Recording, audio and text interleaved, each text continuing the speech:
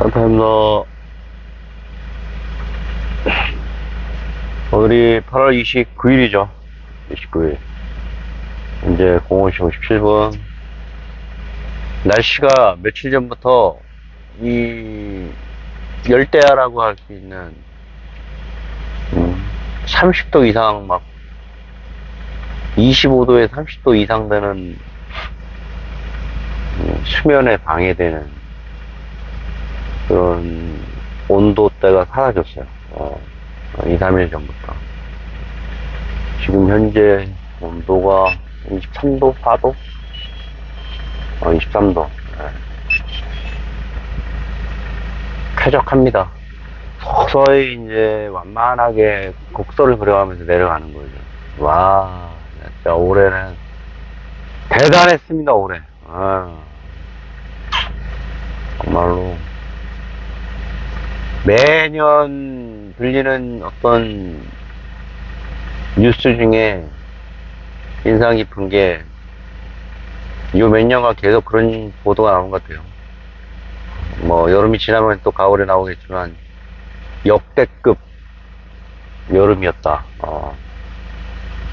역대급 열대야의 지속기간. 진짜 전형적인 뭐 이런 베트남이나 이런 쪽 날씨예요. 습도, 뭐 온도, 와, 그렇습니다. 어제 좀 많은 이런 외부에서 들어오는 정보 중에 좀 인상 깊었던 정보가 있으면 말씀을 드리고, 제 개인적인 경험을 덧붙여서 좀 말씀을 드릴게요. 사천이라고, 경남 사천에 이제, 결국은 그거예요. 자기가 눈에 보이는 어떤 경험이라든가, 나의 자산이라든가, 이런 부분이 묻어났을 때, 거기에는, 뭐, 어떤 현상에 대해서 굉장히 집중력 있는 관심을 보이게 되잖아. 그 관심의 차원에서 KF21 얘기하는 거, KF21. 나는 뭐 KF21이 뭐 우리나라에서 독자적인 전투기 쌍발 엔진으로서 뭐 이런 역할을 하고, 전투 영역에 있어서 뭐 F-16에 준하는 능력을 보유하고 있다. 그보다 더 훨씬 능가하는 어떤 능력도 있고, 뭐 이런저런 뭐 반스텔스 뭐 그런 얘기 하잖아요. 그런 것도 있지만, 그 비행기를 난 한번 꼭 보고 싶은데, 그런 열망은 뭐 아직 실현되지는 않고 있지만, 현재 2024년 8월 29일 시점에서 들은 정보로는 사천에서 현재까지 22년 이후부터 출고돼서 여러 가지 이제 테스트를 빠르게 소화해내고 있잖아요. 뭐 공중급유다, 뭐 여러 가지 사이담 관련된 내용의 하드포인트 장착을 해서 발사한 것도 성공을 했다고 하고 있잖아요. 특히나 공중급유는 주변국에서 긴장을 할 만한 내용이라고 하더라고요. 이게 빠르게 소환하고 있으니까. 근데 이쪽 평택 시내에서 남서 방향으로 한 50km 지점 되는데 22 전투비행단이 있잖아요. 당진 왼쪽으로 해갖고 서산이라는 곳에. 구글 맵을 보니까 그 활주로 방향이 북동 방향으로 약간 이렇게 돼 있더라고. 참고로 여기 팽성에 있는 미군 부대는 그 비행장 활주로 방향이 북북 서방향인데 여기는 북북 동방향이더라고. 살짝 이렇게. 제가 하고 싶은 얘기가 뭐냐면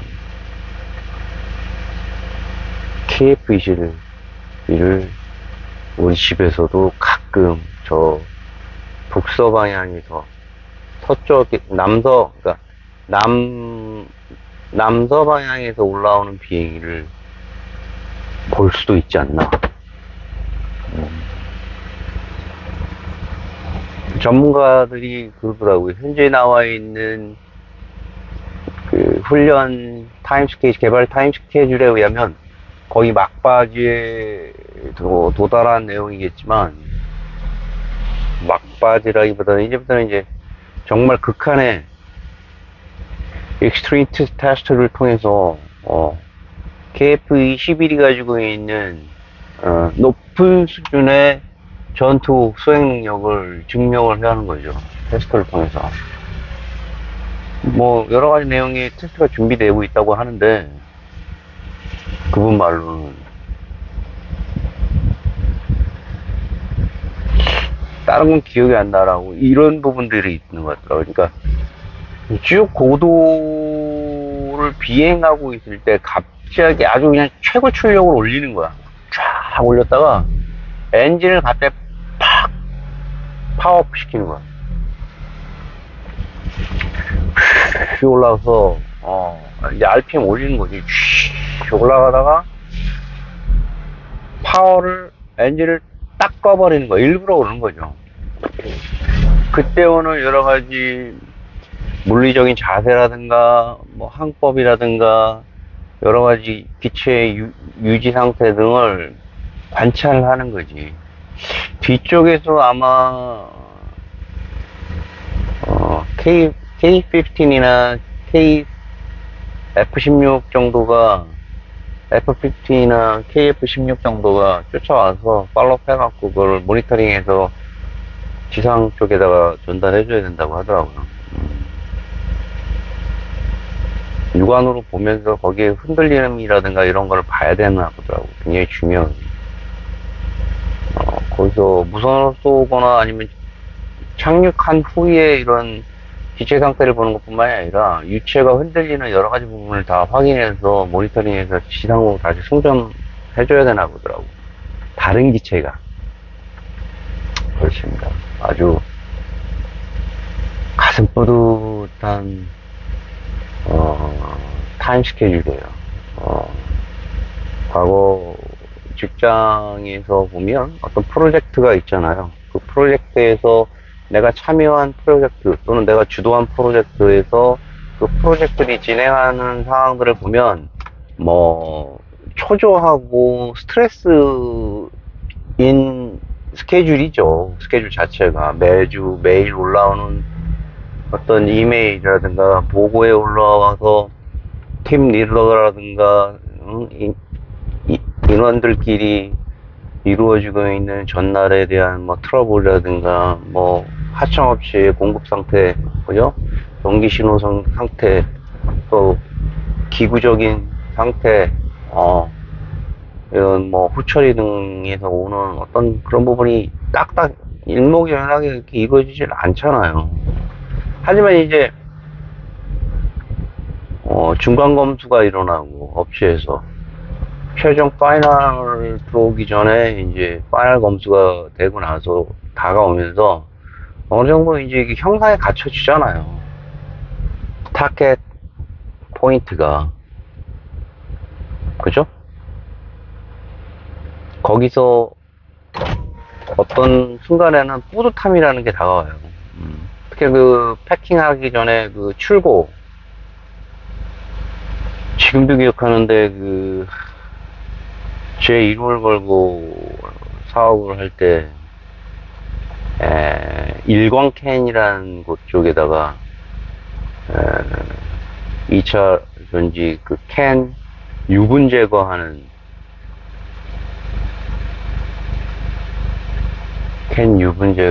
장비를 16피터짜리를 각 구간별로 해가지고 했는데 출고 날이었어요. 많은 사람들이 와서 이제 출고 준비하고 패킹하고 그러는데 저는 뒤에서 이제 진두지휘하고 앞에서 장비 하나를 뜨는데 지게차가 뒤로 발라당 넘어가더라고. 앞쪽으로 쏠리는 거지. 지게차가. 응? 무슨 얘기인지 아시겠어요? 지게차를 상차해갖고 트럭에다 올려야 되는데, 아무튼 뭐 그런 뿌듯한 순간들이 인생에서 사실 연글게 했던, 그런 경험들이 있잖아요. 마찬가지로 자국이 낸 세금을 용도가 눈앞에 보인다고 생각하면, 특히나 그게 공중에 떠다니는 비행기라고 한다라고 하면, 제 개인적인 소회를 말씀드리자면, 뿌듯하다는 것이. 내가 낸 세금이 적국을 압도할 수 있는 전투력을 가지고 솟아오른다. 뭐 대단한 거죠. 제 입장에. 그런 측면에서 그런 생각도 해봤어요. 어렸을 때 제공호라는 얘기를 굉장히 많이 들었어. 뭐 제공호를 뭐 국내에서 처음 뭐 출시했다 날도 이제 그때 어렸을 때 했으니까. 제공호 참고로 말씀드리자면 미국에서 라이센스를 받아서 조립한 비행기잖아요. 제공호라는 게. 나는 어렸을 때 한국에서 모든 게 다 개발되고 끝난 건 줄 알았더니 그게 아니라 조립을 허가해서 우리가 완제품을 조립만 했다는데도 그 당시에 엄청난 뉴스 이슈였어요. 그게 80년도. 1980년도. 전통이 이 군부 정권을 통해서 통치를 하고 있을 때였지. 초등학교 2학년 때였는데 아주 뭐 행사하기만 하면 틀기만 하면 우리 앞에서 그런 얘기 하는 거야. 국방이 점점 연걸어가고 있다. 적국을 압도하는 군사력을 더욱더 키워야 되고 이런 얘기를 우리 어린 아이들한테 계속 했던 것 같아. 제공. 잊어먹지도 않잖아. 그러던 공군력이었어요. 그리고 말씀드리자면은 1960년경에 60년대에 동아시아에서 그 공군력을 놓고 봤을 때 어느 한순간은 대한민국이 최고의 전투력을 보유하고 있을 때도 있었다라는 부분도 얘기하더라고요. 즉 미국의 박정희 대통령이 그 당시에 어떤 반환 조건으로 베트남 전쟁과 관련된 내용일 거예요. 파견과 관련된 내용으로 해서 피드백 받는 내용 중에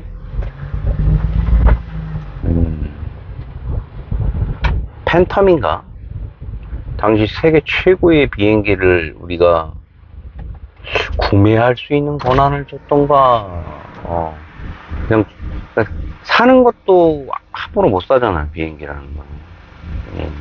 너무나 막강하기 때문에. 공중에서 수십 킬로 떨어진 데에서 그냥 버튼 하나 하면 내가 지금 죽는지 사는지도 모르고 그냥 날아가 버리잖아요. 특히나 서울 한반도 위 북쪽 휴전성 인근에서 그런 비행기들이 평양이나 이쪽에다가 공격을 한다 그러면 얼마나 무시무시할 것 같아요. 지금도 마찬가지지만 북한의 공군력이라는 거는 의미가 없다고 얘기를 하더라고. 의미가 없다고. 미국이 같은 경우. 비행기라는 게 유지보수가 굉장히 더욱더 중요한데 그 유지보수가 북한 입장에서는 굉장히 어마어마한 돈이 될 것 같은 거. 유지보수만 하면 뭐해? 비행기 자체가. 1, 2천만 원 하는 것도 아니고. 83년이었을 거예요. 그래서. 1983년에 2월 20, 그러니까 봄방학, 겨울방학 때지, 겨울방학 때. 겨울방학하고 개학을 며칠 앞둔 시점에서 봄방학이라는 게 지금 있나? 아무튼 저는 그 관악산 자락에서 뛰어놀던 어린이였는데 83년도면 초등학교 5학년에서 이제 4학년에서 5학년 넘어가는 시점이었죠. 그죠? 저희 아버지는,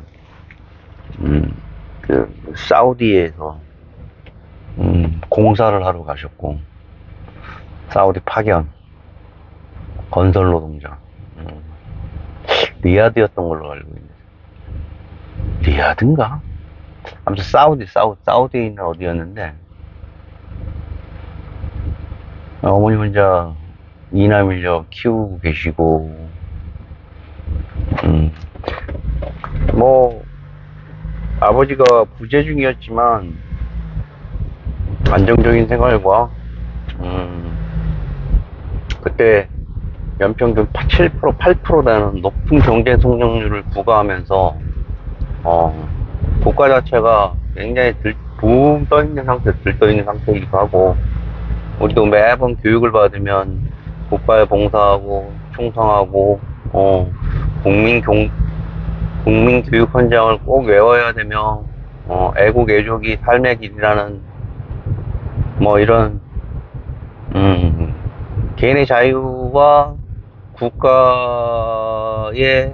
어떤, 국가가 통치하는 데 있어서 자유권을 어떻게 제한하는지에 대한 굉장히 혼선들이 있을 때였어요. 그게 뭔지도 모르고 그냥 국가에 무조건 목숨 바쳐야 되고, 적을 위해서 우리는 다른 신경 쓰지 말아야 된다, 뭐 이럴 때였는데,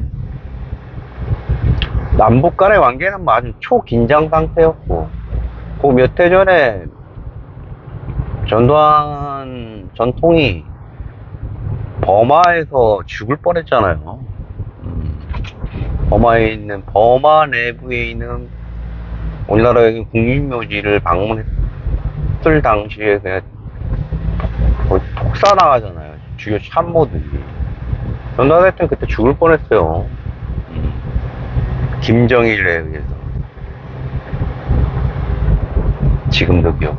아무튼 그 일이 지나고 나서 뭐 어마어마한 긴장 상태였는데, 갑자기 지금도 기억나. 엥 하는 소리 있잖아요. 지금도 민방위를 하진 않지만, 민방위 가끔 할 때 보면은, 경고음을 국민들한테 발령하죠. 국민 여러분, 뭐 이러면서, 지금 저기, 훈련 상태이긴 하지만, 저기 어떠한 곳에도 도발을 해서, 어떻게 대응해야 되고, 대피해야 되고, 피신해야 되고, 라디오를 어떻게 켜고, 뭐 이런 내용들을, 방송을, 정말, 그 당시에는 엄청나게 들었던 것 같아. 그날도 산에서 이제, 낮이었는데, 초등학교 5학년이 뭐 압니까? 그것도 방학에 왔고, 이제, 개학을 며칠 앞둔 상태에서 애들하고 막바지 이제 막 흥에 취해서 바락산자락을 막 놀고 있는데, 갑자기 그 소리가 들리고 나서 이제 내려갔어요. 내려갔는데 막 난리가 난 거지. 난리가 나. 뭐야 엄마? 봤더니 뭐 라면을 사재기 하고 엄마가 울었다고 그러더라고. 생각을 해보세요. 자신의 금쪽 생명 같은 남편은 지금 전쟁이 나는 상황에서 북한에 가 있고, 자기는 아이들을 위해서 지금 집에 꼼짝없이 이렇게 있는 상태인데, 황망하지. 비행기 한 대가 휴전선으로 넘어왔대. 미국이가. 그래서 전쟁에 준하는 데프콘이 발동이 된 거예요. 우리는 갑자기 비행기 넘어오니까 데프콘이 당연히, 자, 전쟁이다 이제. 근데 그게 바로 그 유명한 이웅평의 미국이 귀순 사건이었어. 비행기 타고 남쪽으로 내려온 거야 그냥.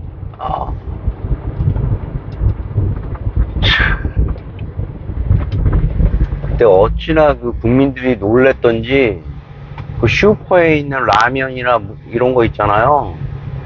라면. 그때는 생수도 잘 없어. 생도 없었어. 희생도 없었어. 라면이 동이 나가지고 막 뉴스에 나올 정도였어요. 초등학교 5학년 때였어. 아버지가 그 전해 가을에 출국을 했고, 다음해 2월 26일 날인가 재공호 저기 이은평대가 기부를 했으니 어머니 마음이 얼마나 놀랬겠어. 남편도 없는 상태에서 전쟁이 났다고 가상을 해봐요. 막 울고 막 얘는 산에 가는데 어디에 있는지 내려오지도 않고.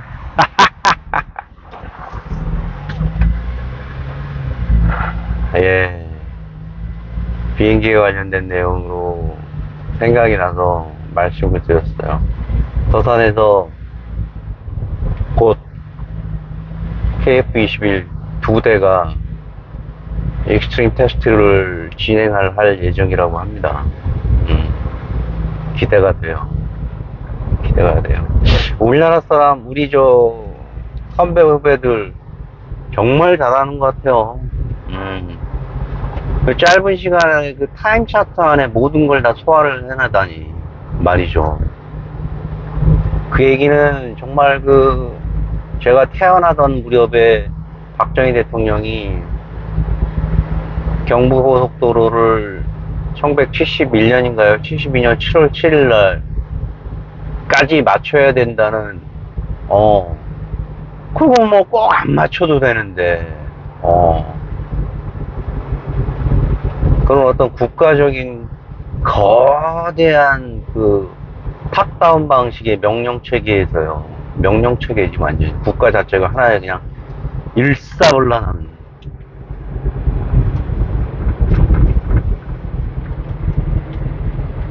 죽음도 아깝지 않은, 노동자의 죽음도 아깝지 않은 아주 그냥 살인적인 스케줄을 소화해야 하는 거죠. 지금도 아마 그러한 내용들을, 참, 인간이라는 게 되게 자랑스럽기도 하지만, 거기서 설계요원들이 치렀어야 될 살인적인 업무량이 들었었어요. 사망에 이르기까지 했고, 집에도 못 들어가고 했던 그런 엄청난 희생으로 인해서, 자국의, 어떻게 보면은, 전투기가 보유된 상황을 낳았잖아요. 그분들의 어떤 희생이 자양분이 돼서 우리 조국이 많은 시련이 있고 지금도 고구마 100개 먹은 상황에 답답함도 공존합니다. 생각해보건대 그렇지 않았다는 적은 또 언제입니까? 네. 우여곡절을 겪으면서 우린 같이 걸어왔어요. 그렇게. 자, 서산 공군비행 제22 전투비행단인가요? 그래서 이루어지는 극한의 테스트를 우리가 세금으로 놓아낸 비행기가, 전투기가 무사히 높은 수준의 퍼포먼스를 유지하고 안전하고도 무사히, 사람이 다치면 안 돼. 특히나 어느 순간까지 비행기가 견뎌내야 되는지에 대한 부분이니까 비행기는 폭파될 수도 있어요. 거기에 대한 데이터 값만 읽어오면 되니까. 그렇습니다. 네. 파이팅이고요. 안전하게 운행하시기 바랍니다. 오늘도 산타였습니다. 파이팅!